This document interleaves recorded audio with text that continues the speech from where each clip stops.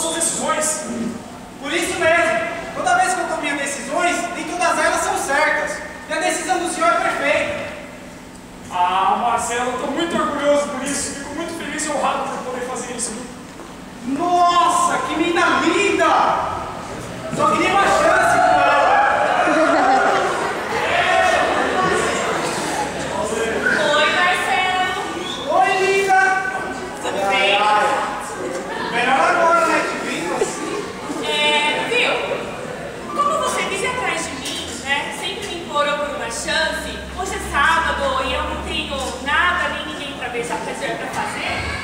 Eu queria ver com você se você ia comigo no cinema. Vamos! Não! Não? Como assim não? Viu? Você fica atrás de mim, fica me bajulando, enchendo o saco, agora me fala não? Vamos, vai, uma chance dessa, vai. Ah, desculpa. Eu tô meio confuso. Eu nem ando pensando direito. Mas a gente pode... Também não! O quê? Quer saber de uma coisa, Marcelo? Vai catar coquinho na Bahia, eu vou acreditar.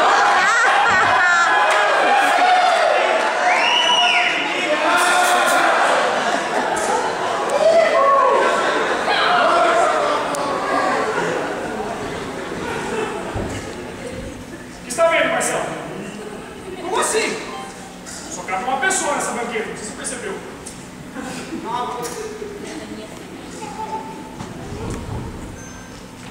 Olha, filho, eu vejo que ultimamente você tem passado por alguns problemas no seu temperamento.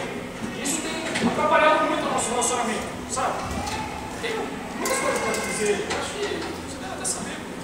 Olha, Jesus, o Senhor não me entende mesmo, né? Eu sempre falei dos meus problemas com o Senhor, sempre conversei com o Senhor, mas o Senhor não me entende.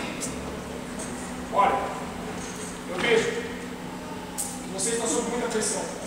Você vem aqui, ó. Aqui é onde você toma todas as suas decisões, certo? Certo?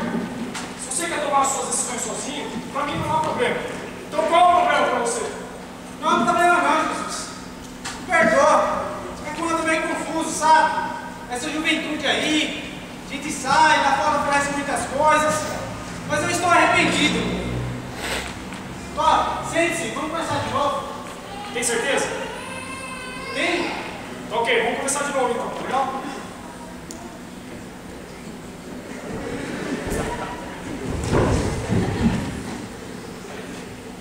Olha, filho. Aqui só senta uma pessoa.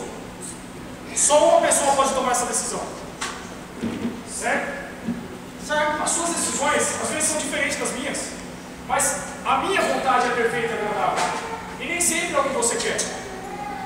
Agora, como as nossas decisões são diferentes, ou você as toma, ou eu tomo.